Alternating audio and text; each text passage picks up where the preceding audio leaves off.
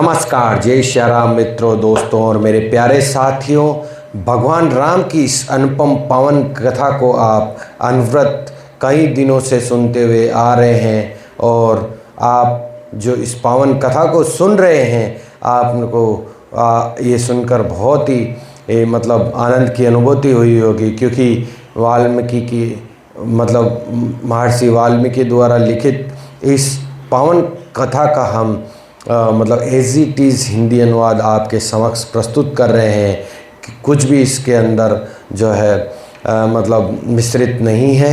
वहीं जो वाल्मीकि रामायण संस्कृत में लिखित है उसी का हिंदी अनुवाद ये आपके समक्ष हम आज आपके समक्ष रख रहे हैं। तो कल की कथा में भगवान राम सप्तऋषियों के द्वारा रावण की कथा को सुन रहे थे, तो भगवान राम ने जो है जिज्ञासा ऋषियों के समक्ष प्रकट की कि हे ऋषि श्रेष्ठ, इंद्रजीत के असाधारण पराक्रम के विषय में सुनकर राम और लक्ष्मण अचंभित हो उठे। तब राम जी ने पुनः पूछा, हे ऋषि श्रेष्ठ, क्या किसी क्षत्रिय के द्वारा रावण को पराजित किए जाने का कोई दृष्टांत है? तो अगस्त्य ऋषि ने उत्तर दिया, एक बार रावण पृथ्वी पर घूमते हुए हे हयों के राजा कार्तवीर्यार्जुन द्वारा शासित नगर माहिष्मति पहुंचा। उस दिन कार्तवीर्यार्जुन अनेक सुंदर स्त्रियों के साथ नर्मदा नदी के जल में क्रीड़ा करने गया हुआ था। इस प्रकार जब रावण ने कार्तवीर्यार्जुन के मंत्री से उसके विषय में पूछा, तब रावण को पता चला कि राजा बाहर गया हुआ है। रावण वहाँ से चलकर विंध्य पर्वत पर पहुँचा और नर्मदा नदी के तट पर आया। रथ से उतरकर रावण तट पर बैठ गया और अपने मंत्रियों से बोला, ये पवित्र नदी अत्यंत गौरवशाली है। तुम सभी को शास्त्रोक्त रीति से इस नदी में स्नान करके अपने पापों से मुक्ति पा लेनी चाहिए। इस बीच में शिव की उपासना करूँगा। अर्पण करने हेतु मुझे कुछ पुष्प ला कर दो। जब मंत्री पुष्प लेने गए, तब रावण ने स्नान करके गायत्री मंत्र का उच्चारण किया। जल से बाहर आकर रावण ने भीगे वस्त्र उतारे और नवीन श्वेत वस्त्र धारण किए। रावण सदैव एक शिवलिंग अपने साथ रखा करता था और वे शिवलिंग को बालों में रखकर आनंद में निमग्न अपनी भुजाएं हिला हिलाकर उसके सामने नृत्य करने लगा। कार्तवीर्यार्जुन कुछ ही दूरी पर जल में अपने संगनियों के साथ क्रीड़ा कर रहा था। अपनी 1000 भुजाओं के बल पर प्रदर्शन करने के लिए कार्तवीर्यार्जुन जल के प्रवाह को अवरोधित करने लगा। इस प्रकार जल का प्रवाह उल्टी दिशा में होने लगा तथा तट पार करके रावण ने पुष्पों को उस समय बाहर ले गया जिस समय वे उन्हें अर्पण करने वाला था। इस पर रावण ने क्रोधित होकर शुक एवं सारण को बुलवाया और उन्हें नदी के अस्वाभाविक प्रवाह के कारण का पता लगाने का आदेश दिया। वायुओं में छलांग लगाते हुए मंत्री नदी में कूदे। 4 मील की दूरी पार करने पर उन्होंने देखा कि कीड़ा मगन कार्तवीर्यार्जुन ने नदी के प्रवाह को अवरुद्ध कर रखा था। जब रावण ने ये सुना, तब वह तुरंत अपने मंत्रियों सहित युद्ध के लिए तैयार हो गया।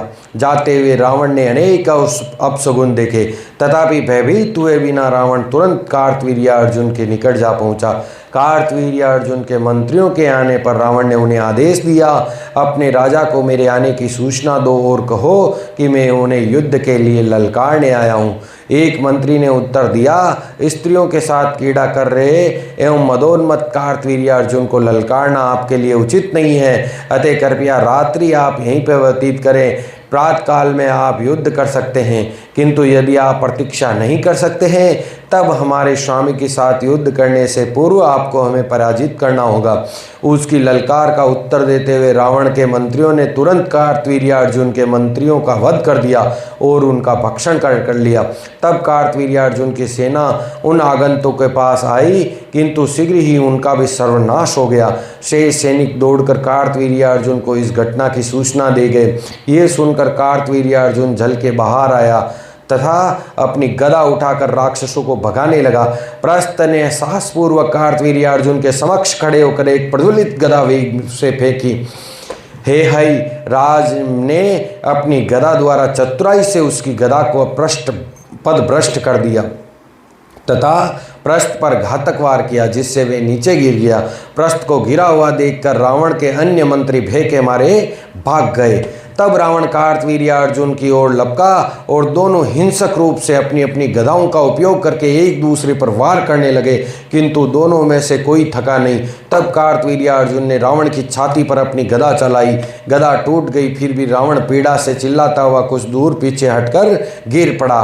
कार्तवीर्य अर्जुन ने शीघ्रतापूर्वक आगे बढ़कर रावण को पकड़ा और एक मजबूत रस्से से बांध दिया। देवतागण इस वीरतापूर्वक कार्य को देखकर गर्वित हो उठे। इस प्रकार से कार्तवीर्य अर्जुन की स्तुति करते हुए उस पर पुष्प बरसाने लगे। प्रस्थ तथा अन्य राक्षस मूसलाधार बाणों की वर्षा करते हुए आगे बढ़े, किंतु कार्तवीर्य अर्जुन ने सरलता से सभी अस्त्रों को हाथ में पकड़ लिया। तदुपरांत राक्षसों को भगा दिया। तब वह रावण को बंदी बनाकर महिष्मति ले गया। जब पुलस्त ने अपने पौत्र के पकड़े जाने की बात सुनी, तब वे कार्तवीर्य अर्जुन से मिलने गए। जब मंत्रियों ने उस महान ऋषि को स्वर्ग से उतरते हुए देखा, तब उन्होंने तुरंत उसके आगमन की सूचना हेहयराज को दी। कार्तवीर्य अर्जुन के हाथ जोड़े हुए पुलस्त ऋषि के पास गया। उसका राजोचित स्वागत करने के पश्चात उनसे पूछा, हे सुविख्यात व्यक्तियों में श्रेष्ठ, मैं आपकी क्या सेवा कर सकता हूँ? पुलस्त ने उत्तर दिया, कृपया राक्षस राज को मुक्त कर दो, क्योंकि तुमने ये प्रमाणित कर दिया है कि तुम्हारा पराक्रम उससे बढ़कर है। कार्तवीर्य अर्जुन ने निसंकोच रावण को मुक्त कर दिया। हेहय के शासक ने राक्षस राज को नाना प्रकार की भेंट भी दी। इस प्रकार दोनों में मैत्री हो गई। अंत में कार्तवीर्य अर्जुन ने पुलस्त ऋषि के चरण स्पर्श किए। ब्रह्मपुत्र पुलस्त्य आकाश की ओर चल दिए तथा कार्तवीर्य अर्जुन ने अपने महल में चला गया। यद्यपि रावण अपनी पराजय पर लज्जित था, तथापि पृथ्वी पर विचरण करते हुए शत्रुओं को पराजित करता रहा। अंत में वह बाली के राज्य किष्किंधा पहुंचा। बाली राजा इंद्र द्वारा भेंट किया हुआ स्वर्ण हाथ धारण करता था। जब रावण ने युद्ध करने की इच्छा प्रकट की, तब सुषेण, अंगद, सुग्रीव तथा मंत्री तार ने उत्तर दिया, वाली अभी यहाँ पर नहीं है, किंतु शीघ्र ही वह लौट आएगा। वीर राक्षस, इन हड्डियों के अंबार को देखो, ये बाली को ललकारने वालों के अवशेष है। हम विश्वासपूर्वक कह सकते हैं कि तुम्हारा अंत भी इसी प्रकार होगा। राजन, यदि तुम प्रतीक्षा नहीं कर सकते तो बाली आपको दक्षिणी सागर के तट पर मिल सकता है। तब रावण पुष्पक रथ पर बैठकर दक्षिणी सागर की ओर चल पड़ा। वहां उसने बाली को प्रार्थना में लीन देखा। रावण वानर राज को जीवित पकड़ना चाहता था, इसलिए वह चुपके से धीरे धीरे पीछे की ओर जाने लगा, किंतु बाली ने आंख के कोने से रावण को देख लिया। विचलित बाली ने सोचा, मेरे निकट आते ही मैं इस राक्षस को पकड़कर अपनी भुजा में दबा लूंगा। तब उसे पकड़कर 3 अन्य सागरों की यात्रा करके अपनी आराधना पूर्ण करूंगा। बाली को रावण के पश्चात सुनाई दे रहे थे। जैसे ही वे निकट आया, बाली ने अकस्मात पीछे मुड़कर उसे पकड़ लिया। तब रावण ने दृढ़तापूर्वक भुजा में दबाए हुए बाली वायु में उछला और अपने लक्ष्य की ओर चल पड़ा। रावण के मंत्री उसे छुड़ाने आए, किंतु बाली को पकड़ न सके। इस प्रकार बाली 4 सागरों की यात्रा करके वापिस किष्किंधा लौट आया। रावण को इस प्रकार वे इतनी दूर तक की यात्रा करके बाली थक गया था, अतएव उसे एक उद्यान में रख दिया। तब रावण पर तिरस्कार पूर्वक हंसते हुए बाली ने राक्षस से उसका परिचय पूछा। वानर राज की सच्ची प्रशंसा करते हुए रावण ने अपना परिचय दिया और कहा, तुमने जिस गति से वायु में यात्रा की है, वैसी गति तो केवल मन, वायु और गरुड़ की ही है। हे वानर राज, तुम वास्तव में असाधारण वीर हो, अतएव मैं तुम्हारे साथ मित्रता का संबंध स्थापित करना चाहता हूँ। कृपया मुझे अपने मित्र के रूप में स्वीकार करो। तत्पश्चात अग्नि जलाकर उन दोनों ने मित्रता की औपचारिकता पूर्ण की। फिर रावण तथा बाली एक दूसरे का आलिंगन किया। वानर प्रधान बाली के अतिथि के रूप में रावण 1 माह तक किष्किंधा में रहा। यह सुनकर राम जी बोले, हे ऋषि, निश्चित रूप से रावण तथा बाली पराक्रमी वीर थे, किंतु मेरे विचार से हनुमान उन दोनों से भी बढ़कर है। वस्तुतः हनुमान के कारण ही मैं लंका पर विजय प्राप्त करके सीता को मुक्त कर पाया हूँ। मैं अभिव्यक्त नहीं कर पा रहा हूँ कि हनुमान का मैं कितना ऋणी हूँ। हनुमान मेरे सच्चे सेवकों में श्रेष्ठ सेवक है। हे मुनि श्रेष्ठ, मेरे भी मन में संदेह है, जिसका समाधान करने की मैं आपसे याचना करता हूँ। जब बाली तथा सुग्रीव में शत्रुता थी, तब हनुमान ने बालिक को क्यों पराजित नहीं किया? मुझे लगता है कि हनुमान को अपने पराक्रम का ज्ञान ही नहीं था, अन्यथा वे सुग्रीव को कष्ट पाते हुए कैसे देखता। हे ऋषि श्रेष्ठ, आप गूढ़ सत्य के गाता हैं, अतएव कृपया आप हनुमान की दिव्य लीलाओं का विस्तार पूर्वक वर्णन करें ताकि मेरी शंका का समाधान हो सके। हे मित्रों, हे दोस्तों, यहाँ हम हनुमान जी की फिर से पावन लीला ऋषियों के मुख से, श्री मुख से भगवान राम को सुनाते हुए सुनेंगे। ऐसी अनुपम लीला मित्रों, जब भगवान उसी को सुनने का मतलब सौभाग्य देते हैं जिसने जीवन में काफ़ी पुण्य सिंचित किए हो। तो मित्रों, यदि आप इस कथा का श्रवण कर रहे हैं तो निश्चित ही आपने अपने जीवन में बहुत ही पुण्यों का संचय किया है। उस सभा में हनुमान भी उपस्थित थे तथा उस चर्चा को सुन रहे थे। राम के वचन सुनकर उन्हें अत्यंत आनंद की अनुभूति हुई। तब महान मुनि अगस्त्य ने उत्तर दिया, ये सत्य है कि बल, वेग तथा बुद्धि में हनुमान के समान तुल्य कोई भी नहीं है, हनुमान के समतुल्य कोई भी नहीं है, किंतु उन्हें अपने वास्तविक पराक्रम की स्मृति नहीं रही। इसका कारण बताने के लिए मैं आपको उनके जीवन की एक कथा सुनाता हूँ। हनुमान मेरु पर्वत पर रहने वाले वानर प्रधान केसरी की पत्नी अंजना के गर्भ से वायु के संसर्ग से द्वारा उत्पन्न हुए। शिशु के जन्म के पश्चात अंजना कुछ फल लाने गई। माता की अनुपस्थिति में शिशु भूख से विलाप करने लगा।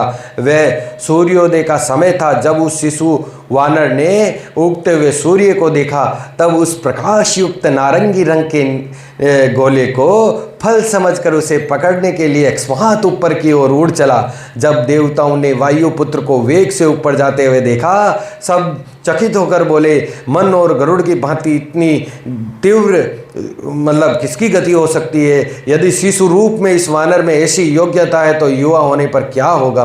सूर्य के प्रचंड किरणों से अपने पुत्र की रक्षा करने के लिए वायु पीछे से गए।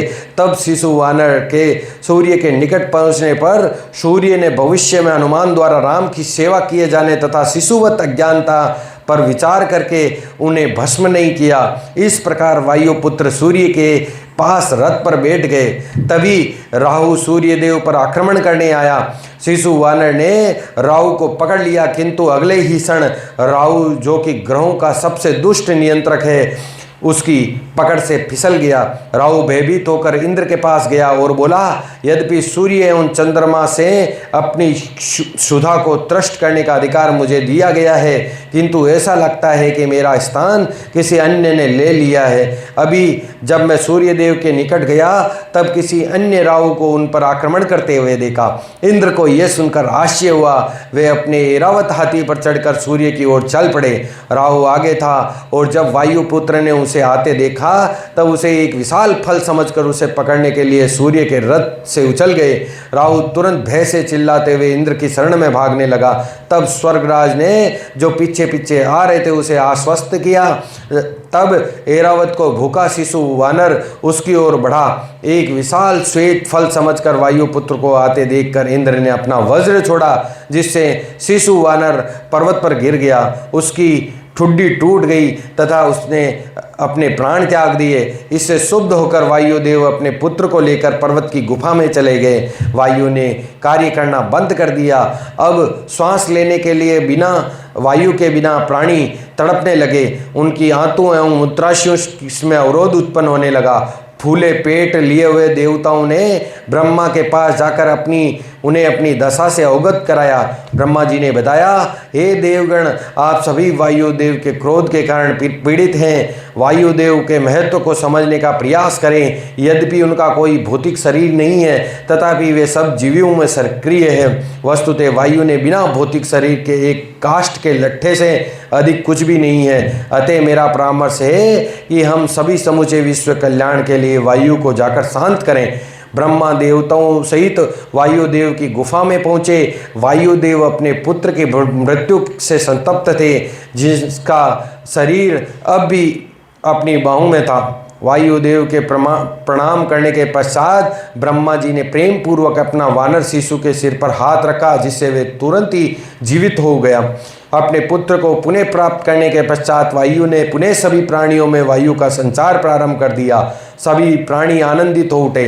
ब्रह्मा ने यहाँ एकत्रित हुए देवताओं से कहा, भविष्य में ये शिशु आप सभी के कल्याण के लिए कार्य करने वाला है, अतएव आप सभी इसे आशीर्वाद दें। ब्रह्मा के आदेश पर इंद्र ने कमल पुष्प का अपना हार उतार करके हनुमान के गले में पहना दिया। इंद्र जी ने कहा, अपनी टूटी हुई ठुडी के कारण ये शिशु आज से हनुमान के नाम से जाना जाएगा। अब से ये मेरे व्रज के प्रभाव से मुक्त हो जाएगा, अतः उसे मेरे वज्रपात से भयभीत होने की आवश्यकता नहीं है। सूर्यदेव ने कहा, मैं अपनी प्रभा का 1% अंश हनुमान को प्रदान करता हूँ। इसलिए मित्रों कहा जाता है कि हनुमान जी में बड़ा तेज होता है, इसलिए हनुमान जी के सिंदूर को मनुष्य धारण करके संभाल नहीं सकता है। इसलिए हनुमान जी में सूर्य देव का 1% जो है मतलब तेज होता है। इसलिए मित्रों कहा जाता है कि हनुमान जी के ऊपर चोला चढ़ाते समय मनुष्य को गीले वस्त्रों में रहना चाहिए, ताकि उसकी स्किन के ऊपर उसके प्रभाव नहीं आए। नहीं तो अगर ऐसे ही अगर चोला चढ़ाने जाते हैं तो आप देखिएगा कि 1-2 दिन के लिए उनकी त्वचा काली पड़ जाती है, क्योंकि सूर्य देव का 1% तेज हनुमान जी पर रहता है और वो उनके जो विग्रह से हैं कुछ प्रतिशत तेज, मामूली सा तेज ही मतलब मनुष्य को जो है मतलब प्रभावित कर सकता है। इसलिए हनुमान जी के सामने भी खड़ा नहीं होना चाहिए, क्योंकि हनुमान जी का तेज इतना अधिक होता है कि कलयुग के हम जो प्राणी हैं उसको वहन नहीं कर सकते हैं। इसलिए जो है, क्योंकि ये सूर्य देव ने उनको वरदान किया हुआ था कि मैं अपनी प्रभा का 1% अंश हनुमान को प्रदान करता हूँ, मैं उसे शास्त्रों के पूर्ण ज्ञान तथा वक्तव्य कला का वरदान देता हूँ। तब यमराज जी ने कहा, मेरे मृत्युदंड से उत्पन्न कोई भी रोग हनुमान को नहीं होगा। कुबेर महाराज ने कहा कि हनुमान सदैव मेरी गदा से सुरक्षित रहे तथा उन्हें युद्ध में कभी थकान नहीं हो। शिवजी ने कहा, महादेव जी ने कहा, मेरे द्वारा अथवा मेरे किसी भी अस्त्र द्वारा हनुमान का वध नहीं हो। विश्वकर्मा जी ने कहा, मैं हनुमान को वरदान देता हूं कि मेरे द्वारा निर्मित किसी भी अस्त्र से हनुमान का वध न हो। अंत में ब्रह्मा ने कहा, मैं हनुमान को दीर्घायु, उदारता, ब्रह्मास्त्र के प्रभाव से मुक्त होने तथा ब्राह्मणों के श्राप से मुक्त होने का वरदान देता हूँ। तब ब्रह्मा ने वायु से कहा, ये शिशु अपनी स्वेच्छा से अपना रूप परिवर्तित करने में समर्थ होगा तथा अजय होगा, किसी भी स्थान की यात्रा कर पाने में समर्थ होगा। भविष्य में ये उत्तम कार्य संपादित करेगा जिससे रावण का विनाश करने में सहायता मिलेगी। इस प्रकार से भगवान राम का प्रिय पात्र बनेगा। देवतागण चले गए और वायु ने हनुमान को उनकी माता अंजना के संरक्षण में रखा। इतने अधिक वरदान पाकर हनुमान अधिक शक्तिशाली हो गए। वे कोई भी कार्य निर्भीक होकर करते। कभी कभी वे ऋषियों के यज्ञ कार्य में भी विघ्न उत्पन्न करते और उनकी सामग्रियों को नष्ट कर देते।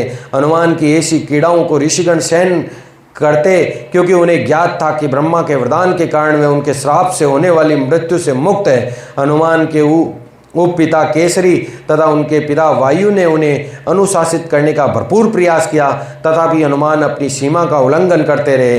अतः ऋषियों ने उन पर क्रोध आ गया और उन्होंने कहा कि तुम आज से अपनी वास्तविक शक्ति से अनभिज्ञ रहोगे। उचित समय आने पर तुम्हें पुनः अपनी शक्ति का स्मरण होगा। तत्पश्चात हनुमान सांचित होकर वन वन घूमने लगे। उस समय वानरों के राजा ऋषिराज की वृद्धावस्था के कारण मृत्यु हो गई। उनके ज्येष्ठ पुत्र वाली को राज सिंहासन प्राप्त हुआ और सुग्रीव उनके उत्तराधिकारी बने। बाल्यावस्था से ही हनुमान और सुग्रीव अच्छे मित्र थे, किंतु उन दोनों भाइयों में शत्रुता हुई। तब हनुमान को अपने वास्तविक शक्ति का ज्ञान नहीं था, अतः उन्होंने बाली के युद्ध में सुग्रीव की सहायता नहीं की और अपनी मान शक्ति से अनभिज्ञ होने के कारण हनुमान को ज्ञान की वृद्धि में अधिक रुचि होने लगी। वेदों का संपूर्ण ज्ञान प्राप्त करने के लिए वे सूर्योदय स्थल में लेकर सूर्यास्त होने तक सूर्यदेव का अनुसरण करते। हनुमान असंख्य प्रश्न करते और अंत में उन्हें बृहस्पति के समान वेदों का ज्ञान प्राप्त हो गया। इस प्रकार से अगस्त मुनि ने हनुमान की गौरव गाथा सुनाई। राम, लक्ष्मण तथा वानर प्रधान उसे सुनकर चकित तथा प्रसन्न हुए। जब वहां एकत्रित हुए ऋषिगण प्रस्थान करने लगे, तब राम ने कहा, अब चूंकि राजा के रूप में मेरा अभिषेक किया जा चुका है, अतः मैं विश्व के कल्याण के लिए अनेक यज्ञ संपन्न करने की अभिलाषा रखता हूँ। मैं चाहता हूँ कि यज्ञों का संपादन आप सभी के निरीक्षण में हो। प्रसन्नतापूर्वक अपनी सहमति देकर ऋषिगण चले गए। अगले दिन प्रातःकाल भाट राम का यशोगान करने लगे, जिनकी ध्वनि से राम जाने और स्नान करने यज्ञ में बैठ गए। तत्पश्चात राम महल के मंदिर में गए और वहाँ से राजगृह में आए। अपने राज सिंहासन पर आसीन तथा अपने मंत्रियों, सेवकों और 20 वानर प्रधानों से घिरे राम आदर्श रूप में शासन करते। राम के राज्याभिषेक उत्सव में सम्मिलित होने के लिए अयोध्या आने वाले महान राजाओं में से राजा जनक भी थे। कुछ समय बीतने पर राम उनसे जाकर बोले, हे पिताश्री, अब आपको अपने राज्य विदेह लौट जाना चाहिए, अन्यथा राज्य उपेक्षित हो जाएगा। भरत और शत्रुघ्न एक विशाल सेना सहित वहां तक जाने में आपका साथ देंगे। जनक भी सहमत हो गए। प्रस्थान से पूर्व राम ने अनेक बहुमूल्य उपहारों से उन्हें सम्मानित किया। जनक ने सभी उपहार अपनी प्रिय पुत्री सीता को दे दिए तथा प्रसन्नचित्त होकर प्रस्थान किया। तत्पश्चात राम अपने मामा कैकेयी राज युधाजीत के पास जाकर बोले, आपके पिता अति वृद्ध हो गए हैं, उनकी देखभाल करने के लिए आपको भी अपने राज्य लौट जाना चाहिए। लक्ष्मण एक विशाल सेना लेकर आपके साथ जाएंगे। युधाजीत तैयार हो गए और उनके जाने के पश्चात राम ने अपने मित्र काशी नरेश को विदा किया। राम ने कुल 300 राजाओं एवं राजकुमारों को विदा किया और उनके राज्याभिषेक के उत्सव में सम्मिलित होने अयोध्या आए थे। अपने अपने घर लौटकर सभी राजाओं ने उनके साथ भेजे गए अनुचरों को राम के लिए बहुमूल्य उपहार दिए। उन उपहारों को स्वीकार करके राम ने उन्हें तुरंत सुग्रीव, विभीषण और अन्य वानरों और राक्षसों में वितरित कर दिया। भगवान राम क्षम कुछ भी नहीं रखते थे। एक दिन राम ने हनुमान तथा अंगद को अपनी गोद में लेकर सुग्रीव से कहा, इन दोनों महान वीरों का हर संभव सम्मान किया जाना चाहिए। तत्पश्चात राम ने अपने शरीर के आभूषण उतारकर उनसे हनुमान और अंगद को सुसज्जित किया। वहां उपस्थित अन्य वीर वानरों ने राम ने मधुर वचनों से कहा, तुम सब केवल मेरे मित्र ही नहीं, अभी तो मेरे भाई के समान हो। राम ने सभी का आलिंगन किया तथा उन्हें विभिन्न प्रकार के उपहार दिए। सभी वानरों ने उन परम पूर्ण पुरुषोत्तम भगवान रामचंद्र के सानिध्य का आनंद लेते हुए सुखपूर्वक 1 मास से भी अधिक का समय अयोध्या में व्यतीत किया। किंतु राम के प्रति अतिशय प्रेम के कारण वानरों को वह समय 1 घंटे से भी कम प्रतीत हुआ। 1 मास बीत जाने पर राम ने सुग्रीव से किष्किंधा तथा विभीषण से लंका लौट जाने का आग्रह किया। उसी समय हनुमान उनके समक्ष आकर प्रार्थना करने लगे, हे प्रभु, आपके प्रति मेरी भक्ति अटल रहे तथा आपके प्रति मेरा प्रेम विचलित होकर अन्यत्र कहीं केंद्रित नहीं हो। इसके अतिरिक्त मैं तब तक जीवित रहूं जब तक धरती पर आपकी दिव्य लीलाओं की कथा सुनाई जाती रहे। वस्तुतः रामायण के श्रवण मात्र से ही आपका वियोग की मेरी असहनीय वेदना कम हो जाएगी। राम सिंहासन से उतरकर हनुमान का आलिंगन करते हुए बोले, तुम तब तक जीवित रहोगे जब तक धरती पर रामायण की कृपा होती रहेगी, रामायण की कथा होती रहेगी, तब तक जीवित रहोगे। प्रिय हनुमान, तुमने जो सेवा मेरे लिए की है, मैं उसका ऋण कभी नहीं चुका पाऊंगा। मैं सदैव तुम्हारा ऋणी रहूंगा। राम ने अपनी छाती को सुसज्जित करने वाले बहुमूल्य रत्नों एवं मोतियों से जड़ा हार निकालकर हनुमान जी के गले में पहना दिया। तब सभी वानर खड़े हो गए और एक एक करके सभी ने भगवान राम के चरण स्पर्श किए। तत्पश्चात राम ने सुग्रीव और विभीषण का आलिंगन किया। सभी वानरों के नेत्र भर आए। आसन्न वियोग के विचार में उनका मन व्याकुल हो उठा तथा उनकी वाणी अवरुद्ध हो गई। अंत में वानरों ने प्रस्थान किया। राम के सेवकों से वियोग का दुख हुआ, किंतु ये सोचकर उन्हें सुखद अनुभूति हुई कि ये वीर अपने परिवार से भेंट करेंगे। उस दिन दोपहर के समय राम को अकस्मात आकाशवाणी सुनाई दी। ऊपर देखने पर उन्होंने पाया कि पुष्पक रथ उन्हें संबोधित कर रहा था। उस रथ ने राम से कहा, आपके अनुसार मैं कुबेर के पास लौटा, किंतु धन के देवता ने मुझसे कहा, चूंकि राम ने रावण को जीत लिया है, अतः तुम पर अब उन्हीं का अधिकार है। इस प्रकार से मैं कुबेर द्वारा आपकी सेवा में भेज दिया गया हूँ।